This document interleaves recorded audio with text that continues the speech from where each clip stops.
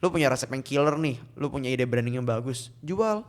Lu daftar ke aplikasi kan gratis, Yeah. basically. And then waktu lu mau expand, nah you look at the options kan. Oke. Kalau online aja lu udah bagus, lu buka di Cloud Kitchen is a very good idea. Gue nggak bilang buka di mall tuh jelek ya, itu bagus juga. Tapi baik lagi, modalnya beda, tuntutan omsetnya juga beda pasti. Yang resiko lebih gede juga pasti. Risknya lebih besar. So I think Terus itu lu bantu itu kasih tip atau mungkin tuh juga ada yang lain juga? ada, biasa kita bantu connect ke beberapa food blogger yang kita kenal. Kita juga dulu sempat bikin aktivasi-aktivasi kayak photoshoot produk lah atau review rame-rame lah. Tapi ultimately I think bantuan terbesar ya dari ngobrol sih. Gua ngelihat banyak sekali bisnis tumbuh dan jatuh gitu. Yeah. Dan yang gue pelajarin adalah it's okay to fail. Yeah. Ada beberapa klien-klien gue nih yang dia awalnya masuk jual nasi goreng, Yeah. tutup. Terus dia masuk lagi bikin ayam goreng, tutup. Sekarang dia bikin Mexican food, rame gitu. Jadi orangnya sama nih. So you have to start somewhere kan.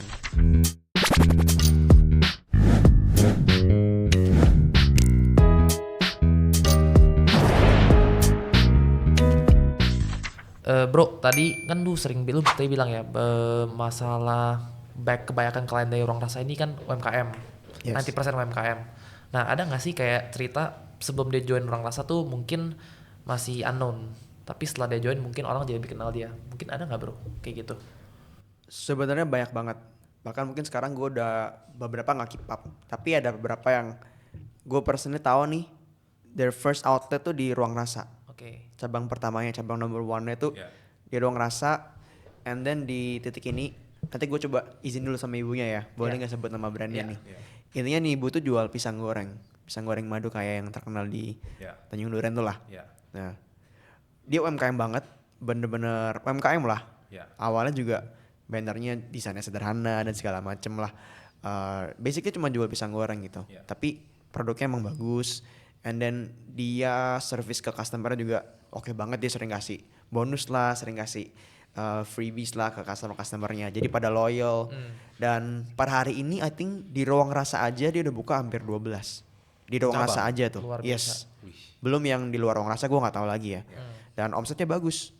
Dan itu cuman satu dari sekian banyak orang yang sebenarnya dia bukan chef, bukan juga lulusan luar negeri, bukan juga expert masak gimana. Ibu-ibu UMKM. Dan I think it just proof bahwa di zaman itu peluang banyak banget. Yeah. Namanya lo mau bisnis, selama ada modal pasti bisa. Betul. Cuma kan pertanyaannya, Modalnya berapa dulu? nah itu dia. Lo kalau mau buka di mall, mau buka di ruko sendiri, ya itu beda cerita lah. Iya. You have to have capital kan. Yeah. Yes. Tapi lo kalau punya modal yang sedikit, sekarang juga bisa sebenarnya. Dan gak harus mulai dari Cloud Kitchen. Lo bisa mulai dari rumah lo doang sebenarnya. Lo Dapur punya resep. sendiri lah. Nah, Ya, exactly. Lu punya resep yang killer nih, lu punya ide branding yang bagus, jual. Lu daftar ke aplikasi kan gratis, Yeah. basically. And then waktu lu mau expand, nah you look at the options kan. Oke. Kalau online aja lu udah bagus, lu buka di Cloud Kitchen is a very good idea. Gue nggak bilang buka di mall tuh jelek ya, itu bagus juga. Tapi baik lagi, modalnya beda, tuntutan omsetnya juga beda pasti. Yang resiko lebih gede juga pasti. Risknya lebih besar. So I think online is still a very very good market dan perfect banget buat kalian yang emang masih baru-baru mau merintis usaha. Jadi takutnya itu nggak terlalu besar gitu loh. Kan beda nih bro, lu kalau usaha pertama udah ambil modal 1M gitu. Sama lu mulai dari kecil-kecilan kan beda pasti. Iya, iya. Nah, tadi kan lu mention ada satu hal yang lu tadi cerita pas lu cerita tentang kalau misalkan punya resep killer itu ya jualan aja gitu kan. Nah, kalau dari lu sendiri kan memang ini kan lu bisnisnya emang lu bangun dari nol, dari titik nol sampai titik sekarang kan udah luar biasa banget ya bro. Perjalanan 3 tahun ini kan yang lu alamin juga naik turunnya juga gila gitu. Nah, tapi satu yang tadi lu sempat ngomong itu gue mau kulik sedikit. Jadi gue rasa banyak juga orang-orang yang agak takut ya istilahnya. Baik lagi sebenarnya ketakutan memulai bisnis, keraguan gitu loh. Padahal banyak orang oh ini resep lu enak, oh ini barang lu bagus, produk lu oke gitu, karya lu oke nih, karya lu bagus nih. Nah cuma kenapa orang masih agak takut buat mulai ya? I think gini, kebanyakan itu musuh terbesar kita as an entrepreneur ya. Yeah. It's always on our mind, ya nggak sih? Selalu kayak harus perfect dulu baru kita mulai. Yeah. Kayaknya ayam gue masih kurang ini dikit nih. Brandingan gue masih banyak yang belum gue pikirin. Nanti kalau nggak viral di TikTok gimana? Nanti kalau nggak ada yang beli gimana? But I think ultimately ya lu emang harus mulai dulu sih. Karena selama di otak lu terlalu banyak komponen yang menurut lu nggak perfect, lu nggak bakal mulai jualan gitu. Iya. Sebenarnya kita pikir lagi nih, kalau lu mulai jual online aja nih, Iya. rugi apa sih? Lu rugi bahan baku, rugi Iya. waktu. Iya. Ya udah mau lebih minim dari itu nggak bisa lagi menurut gua. Iya. It's very simple gitu. Lu punya resep yang bagus, nggak usah resep killer deh. Lu punya resep biasa, kasih ke teman-teman, coba minta input, tambahin garam kayak tambahin apa, lama-lama jadi killer juga kan resepnya. Iya. Lu punya brandingan nih, minta masukannya ke teman-teman, minta input dari mereka. Jelek nih awalnya, it's okay. Klien gue banyak kok yang brandingnya awal jelek banget. Iya. Bener-bener apa ya gue yakin lu pakai Canva bisa bikin lebih bagus lah dari itu. Tapi mereka improve dari awal sampai sekarang, logonya berubah makin baik. Instagramnya dari awal jelek banget, sekarang membaik. Produknya juga dulu dari cuman pisang goreng nih, dia udah bikin ada nangka goreng lah, ada pokoknya berkembang terus lah. So I think it doesn't matter gimana lu mulainya, cuman lu punya spirit entrepreneur itu kan solving problem every day, itu entrepreneur. Berarti nggak usah harus perfect dulu ya? Nggak bakal bisa perfect gitu. Maksudnya itu sesuatu hal yang memang lu akan perfect over time. Yes, betul. Sejalannya waktu lu bakal membaik terus. Berarti lu di Ruang Rasa juga awal kayak gitu juga sama? Oh banget. Berarti emang udahlah, gue ada ide keren, tapi nggak tahu nih ke depannya gimana. Udah gue jalannya dulu. Betul, karena nggak ada yang tahu. Kita kan namanya anak muda ya. Our first business kemungkinan besar gagal gitu. Iya. Ya kan? Iya. Lu pasti pernah bikin bisnis entah besar atau kecil. Gagal itu menurut gua untuk anak muda cukup wajar sih. Walaupun ya jangan sering-sering ya. Iya. Tapi intinya adalah jangan takut gitu. Selama lu resikonya udah tahu apa, ya lu coba lagi aja terus. One day pasti nemu celahnya. Pasti nemu opportunity-nya. Oke, balik lagi ke tadi tuh yang UMKM. Emang lu dari awal tuh udah mikir belum sih kayak emang gue pengen bantu UMKM atau emang tau-tau kebetulan aja ada yang sukses? Dua sisi sih Nate. Ah, Sisi pertama memang ada sisi guanya yang kayak pengen ngebantu mereka. Tapi ultimately ini kan bisnis. Tapi dari gua mikirnya gini, karena gua B2B ya, gua tahu bahwa kesuksesan klien gua adalah kesuksesan gua. Dalam artian gini, kalau mereka satu cabang nih rame, mereka pasti buka cabang berikutnya. Iya. 2 cabang rame mereka buka 4 cabang rame buka 8, biasanya gitu. Iya. So gua bantu sekuat tenaga gua lah. Iya. Gimana caranya ini klien bisa rame juga. Karena kalau dari gua, even though gua bukan expert F&B ya at that time, gua kan lihat banyak banget nih klien-klien gua, kompetitor segala macam. Gua lihat nih yang rame mana, yang sepi mana, kan gua tahu. And gua bisa kasih mereka input lah, tip kayak ini pakai promo ini bagus, atau mungkin produk lu kurang ini kurang itu. Biasanya kita ada hubungan spesial sampai ke sana ke klien-klien. Karena gua tahu bukan cuman jiwa sosial pengen ngebantu ya, itu adalah pasti ada bagian dari itu juga. Tapi ultimately gue tahu nih langkah bisnisnya adalah klien sukses, gue sukses gitu. So we always strive to give the best service lah ke mereka. Berarti ke konsepnya ya lu bikin orang kaya ya lu kaya juga. Ya betul. Keren bro. Terus itu lu bantu itu kasih tip atau mungkin tuh juga ada yang lain juga? Ada, biasa kita bantu connect ke beberapa food blogger yang kita kenal. Kita juga dulu sempat bikin aktivasi-aktivasi kayak photoshoot produk lah atau review rame-rame lah. Tapi ultimately I think bantuan terbesar ya dari ngobrol sih. Gua cukup sering spend time untuk ngobrol sama klien-klien over lunch, ngobrol di kantor, ngobrol di cafe gitu. Bertukar pikiran aja gitu. Yeah. Jadi gua tahu kondisi mereka gimana, and maybe gue bisa share berapa tips, atau mereka juga bahkan bisa kasih berapa tips ke gua nih. Ya. Berarti lebih ke inputan bisnis lu juga gitu. Berarti sebenarnya ini kalau misalkan lu ngobrol-ngobrol sama klien juga itu akhir-akhirnya juga saling membantu ya sebenarnya. Banget, mereka bisa ngasih gua tips kayak lu buka di sini dong nih, kayaknya lagi banyak yang nyari di sini. At the same time gue bisa bilang kayak kayaknya lu cocok deh buka di sini. Produk-produk kayak lu tuh di sini rame juga, atau gue bisa share kayak ini brand lagi bagus nih karena dia bikin marketing seperti ini atau dia bikin promo seperti ini. Yeah. So ultimately kan F&B kecil, semua pada kenal. Berarti lebih ke end to end dong sebenarnya, nggak cuma End to end. tempat. Jadi marketing, terus ya ide-ide, habis itu mungkin ada menu baru yang keren, lu juga ada masuk ke sana berarti ya? Yes, intinya emang kalau B2B nggak bisa cuek. Iya. Ke klien-klien tuh emang nggak bisa cuek sih, lu harus take care mereka. Ultimately bakal balik ke lu juga soalnya. Oke. gue membahas nih tentang mungkin ke core bisnis lu nih, karena menurut gue ini menarik.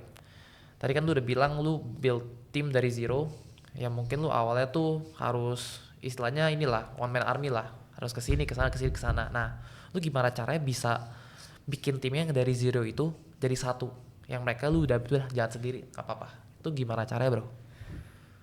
Jujur sampai sekarang pun gue juga masih mencari formula terbaiknya ya. Gue nggak bilang gue udah unlock the key. Oh, this is how you make the perfect team. Nggak sama sekali. Cuman one thing yang gue highlight adalah memang lo harus invest waktu ke orang.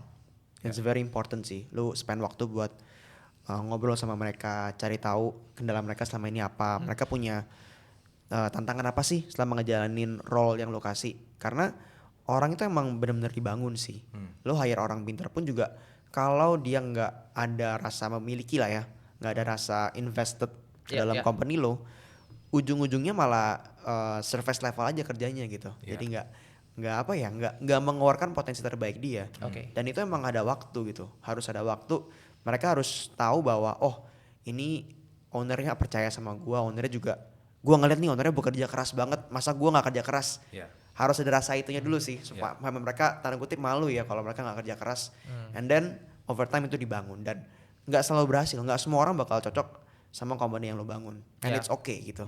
Yang gue pelajarin dan gue bisa terima sekarang tuh seperti itu. Kadang ada orang yang lo udah invest a lot of time, mereka udah perform bagus, and then they leave, ya udah lo harus terima. Maybe mereka punya jalan yang lebih bagus di luar sana. It's part of business emang. People come and go kan. Kalau boleh tahu bro, ada berapa orang tim ya?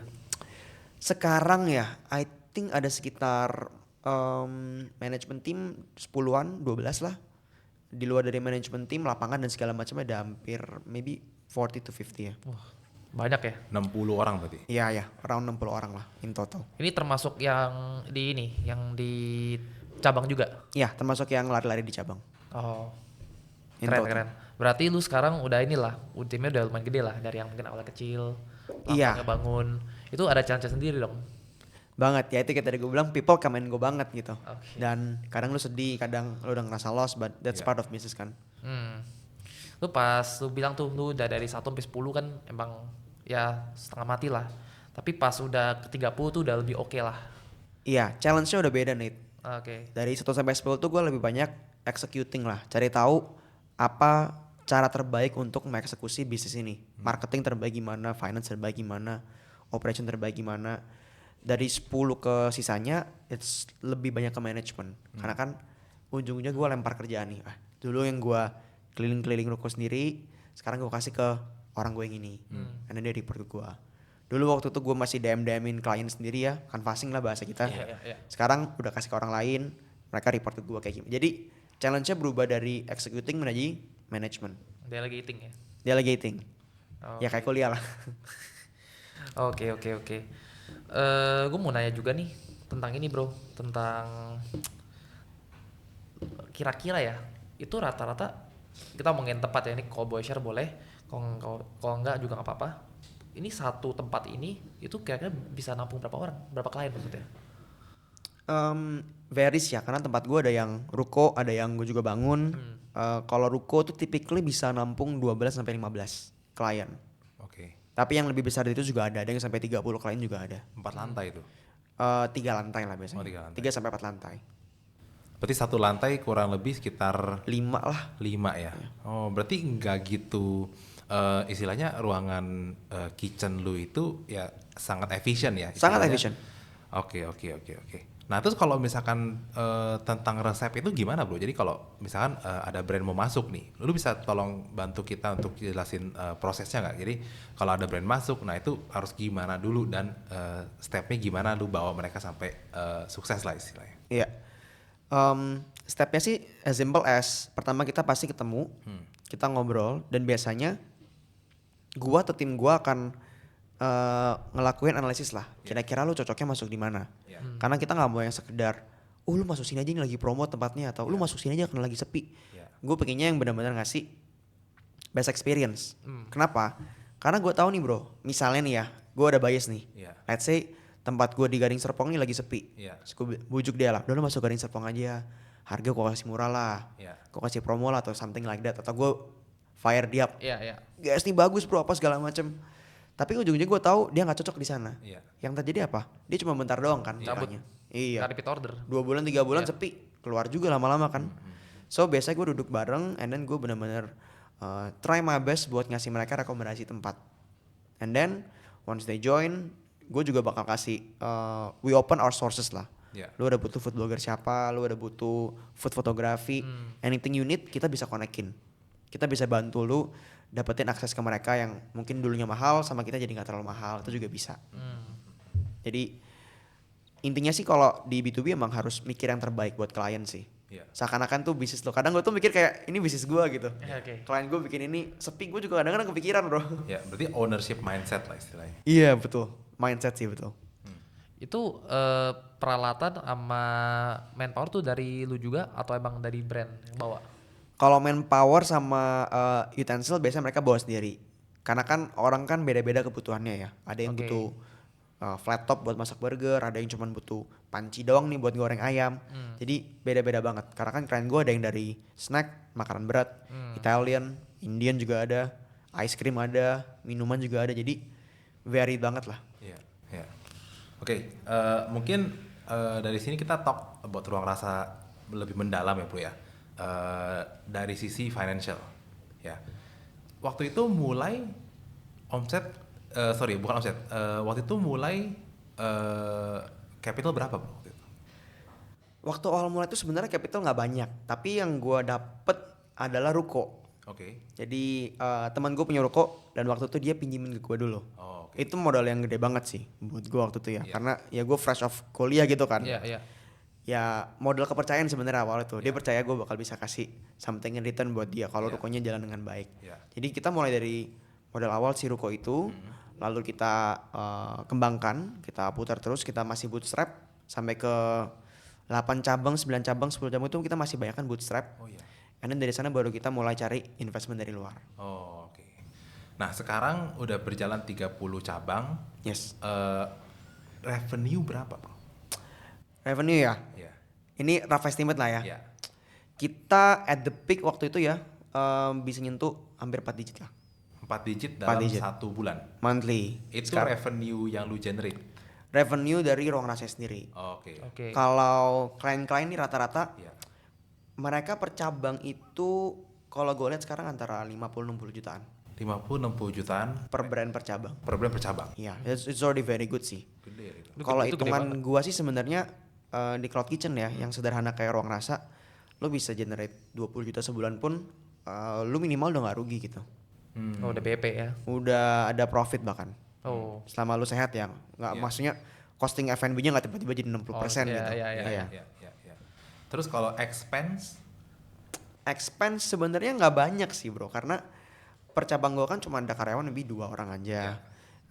Expense gue sih cuma listrik air aja sama sewa. oh, oke. Jadi berarti- it varies banget sih. tapi itu juga lumayan udah efisien banget lah itu istilahnya. Iya iya, karena kita sadar bahwa kita kan bisnis yang infrastruktur ya. Iya. Jadi membuat semuanya efisien tuh salah satu hal penting banget sih. Karena kita tahu kapasiti kita sebagai penyedia infrastruktur ya segitu aja gitu. Oh, oke. Nah, terus tadi lu sempat ngomong ada investment kan, bro? Kalau boleh di-share tuh investment dari mana, bro? Sampai sekarang kita masih private sector. Oke. Belum ada yang dari VC atau dari pihak luar gimana. Iya. So kebanyakan masih istilahnya ring 1 ring 2 sih. Dari Oh, teman-teman aja.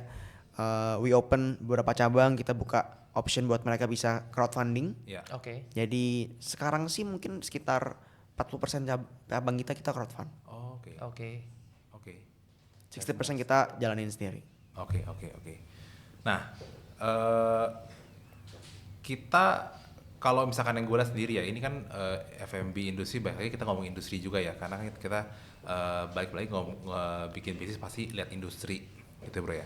Nah, kalau industri ke depan dari tahun sekarang sampai mungkin kita bisa bilang 5 tahun lagi bro, lu lihat ini F&B industri ini kemana sekarang arahnya? Jadi ada beberapa debate nih mengenai online. Apakah akan survive? I think jawaban besarnya adalah it will definitely survive. Ya. Tapi kita mesti sadar diri, mesti realistis. Tidak mungkin kondisinya seperti pandemi dulu kemarin. Iya. Kalau gue bahasnya dulu kemarin tuh kayak it's on it's on drugs gitu. Itu kayak lagi lu boostnya banyak banget Pakai kemarin steroid itu. lah. Pakai steroid bener. Ya.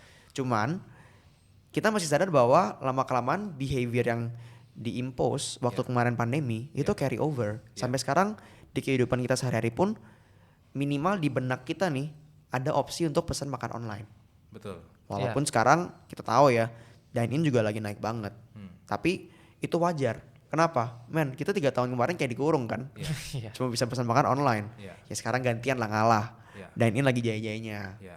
But gue yakin online akan tetap ada sesuai proportionnya. I think that's the best way to describe it sih. Karena gue nggak ngelihat GoFood or GrabFood bakal going away dalam waktu-waktu dekat sih. Ya. Cuman momentumnya bakal sebesar kemarin apa enggak? Nobody knows. Itu kita mesti ngelihat keadaan ke depan lah. Oke. Nah, tapi kalau ngomongin online food delivery ya, itu kan mereka ada kenain cas, bro, untuk servisnya mereka yang mungkin bisa dibilang 20% atau yang mungkin 15-30% juga ada. Nah, bagaimana kalau misalkan orang-orang yang kayak klien-klien lu ini itu keberatan? Jadi misalnya apakah itu menjadi keberatan atau itu menjadi suatu hal yang bikin mereka untuk naikin harga? Nah, itu strateginya seperti apa, bro, kayak gitu? Ya, kalau dibilang keberatan bro, wah itu sih banyak banget lah yang keberatan. I think itu udah rahasia umum banget ya. Yeah. Tapi kan kuncinya gini nih, ternyata orang lain kena charge gitu pun masih laku banget. Dan banyak juga brand-brand yang tahu strateginya lah. Kita kalau pemain online tuh pasti tahu trik-triknya lah. Gimana caranya harga kita kelihatan murah, gimana caranya basketnya itu pas banget nih kena promo. Itu kan bisa dipelajarin. Jadi ujung-ujungnya online itu sekarang seasonal banget. Kadang waktu hari-hari promo bagus, wah rame banget. Waktu hari-hari promo jelek, ya udahlah kita gigit jari. Online gigit jari. But I think siklusnya selalu berkembang ya. Sama kayak zaman dulu pandemi, ada yang lagi promo bagus banget. Ya masyarakat Indonesia kan elastis banget ya soal promo. Jadi pinter-pinteran kita untuk nyadar promo apa yang lagi ada, yang disupport sama provider, dan cara kita bikin pakainya kelihatan menarik. Selalu masih bisa kok. Ada yang bilang kan naikin harganya jadi 2 kali lipat, ada yang 1,5 kali lipat. But it comes down ke value yang bisa lo kasih dari makanan lo. Kalau makanan lo enak dan customer lo happy, mereka bakal pesan balik lagi kok. Yap. Nah, bro, last question. Jadi kalau misalkan ini kita ngomongin balik lagi ke F&B ya, F&B kita main di industri F&B ini, bro. Dan banyak orang yang kayak lu juga yang suka F&B, tapi mereka nggak tahu where to start. Nah, kira-kira apa yang bisa lu kasih ke mereka ini, pesan-pesan, tips and trick yang bisa lu sediain buat mereka, biar mereka bisa mulai atau inspirasi yang lu bisa kasih ke mereka itu untuk memulai bisnis seperti apa, bro? Khususnya di F&B ya. F&B ya. Ya. Yang pertama produk. Ya. Produk lo harus enak. Kenapa? Karena gini bro, ujung-ujungnya F&B itu nggak bisa bohong. It's not about branding, it's not about marketing. Ujung-ujungnya it's about produk. Produk lo harus enak dulu nih. Gue yakin lo juga pasti setuju itu lah sebagai orang F&B juga kan. Produk tuh harus emang kuat banget. Lo harus pede sama produk lo. Kalau lo nggak pede sama produk lo, marketing lo jadi nggak organik gitu, jadi nggak Real. Jadi nggak real, betul. Yeah. Nah, gimana cara bikin produk yang enak? Ya lu mulai dari resep yang lu punya, terus lu minta input ke orang-orang sampai lu benar-benar pede nih sama produk lu. Ya. And then you go. Mulai dari produk yang enak dulu. Ya. Kalau tips gua adalah mulai dari rumah dulu sih paling simpel sebenarnya. Ya. Kalau selama rumah lu bisa dijadiin driver boleh masuk ya buat ngambil makanan, start dari sana. Ya. Kelihatan tractionnya nih, target lah sehari 1 juta gitu misalnya. Yeah. Lu bisa reach itu udah very very good point banget. Online doang ya. Lu bisa reach di angka itu, you open cabang kedua. Jangan langsung dari 1 bagus langsung ke 10 nih, lu pasti bakal berantakan. Amsyong lah itu. Amsyong, pelan-pelan bro, 1 ke 2 dulu, 2 ke 3, 3 mungkin bisa ke 5, 5 ke 7. Tapi balik lagi mulai dari produk yang enak dulu sih. Produk yang enak, lu kasih ke teman-teman lu suruh cobain, review, upload ke story lah, kan mulai dari ring 1 dulu tuh. And then dari sana gue yakin sih selama produk lo enak dan harganya masuk akal, orang bakal balik. Harganya wajar lah. Harganya wajar. Iya. Berarti lebih penting istilahnya 2 itu yang harus dicatat, itu adalah produk sama harga. Yes. Ya memang itu sih ya sebenarnya produk harga ya emang is the basic of F&B. Ini F&B lah. bikin orang consider mau makan atau enggak. Ah betul. Misalnya lu bikin nasi goreng nih, enak banget nasi goreng terenak di dunia nih. Iya. Tapi harganya 150.000. Iya. Ya lu mungkin makan sebulan sekali doang Iya, gitu. Iya, tapi ya makan lah sekali-sekali. Makan sekali-sekali. Iya. Are there anything else that you wanna share with the viewers at home, ya menginspirasi mereka lah, istilahnya untuk memulai bisnis sendiri, nggak usah F&B, maksudnya bisnis sendiri, berjuangan sendiri untuk menjadi entrepreneur, kira-kira ada? From what gue ngeliat gue sih masih baru ya sebagai Iya. pengusaha. Tapi gue ngelihat kebetulan karena bisnis yang gue jalanin, gue ngelihat banyak sekali bisnis tumbuh dan jatuh gitu. Iya. Dan yang gue pelajarin adalah it's okay to fail. Iya. Ada beberapa klien-klien gue nih yang dia awalnya masuk jualan nasi goreng, Iya. tutup. Terus dia masuk lagi bikin ayam goreng, tutup. Sekarang dia bikin Mexican food, rame gitu. Jadi orangnya sama nih. So you have to start somewhere kan. Mungkin lu nggak bisa masak, mungkin lu nggak bisa bikin craft, mungkin nyokap lu yang jago masak nih, Iya. punya rendang yang keren banget atau yang resep keluarga, Iya. atau mungkin keluarga lu ada yang bisa bikin produk yang lucu yang bisa lu jual nih. Iya. Kalau gua kan taunya F&B doang nih soalnya. So gak harus produk lu. Ingat zaman sekarang kan creativity itu matters banget. Iya. Lu bisa bikin konten misalnya, lu bisa bikin sosial media yang keren, lu bisa storytelling. Iya. Dari sana aja lu udah punya modal nih istilahnya. Modal apa? Modal traction kan. Modal orang bilang sekarang kan attention economy ya. Iya. Lu bisa mulai dari konten nih. Dari konten orang tahu lu jual produk jauh lebih gampang. Iya. Ya kan? Jualnya gimana? Banyak banget sekarang caranya. Ya kayak lu bilang dulu ada TikTok Shop. Sekarang udah tutup sih, tapi Iya. kan masih ada toko-toko lainnya. GrabFood, GoFood juga masih ada. Jadi beda sama zaman dulu ya. Zaman dulu lu mesti punya modal tempat offline real. Sekarang tidak harus. Lu bisa mulai dari online dulu. Itu yang paling mudah menurut gua. And then semakin bisnis berkembang, nah lu pikirin lah mau masuk offline kah, mau gedein di online kah. Tapi inti-intinya adalah di zaman sekarang nih terutama, menurut gue lu mulai dari bisa bikin konten aja, bisa nguasain sosmed aja, itu udah good base banget buat bisnis. Berarti emang skill-nya udah jadi modal sekarang. Yes, banget. Oke. So, start somewhere. Yang paling mudah sih buat anak muda menurut gue emang digital ya. Ya. Oke. I see. Oke, thank you, Bros. Insight-nya keren-keren. Udah welcome, udah datang ke podcast kami. So, Big Thinkers, see you on the next episode.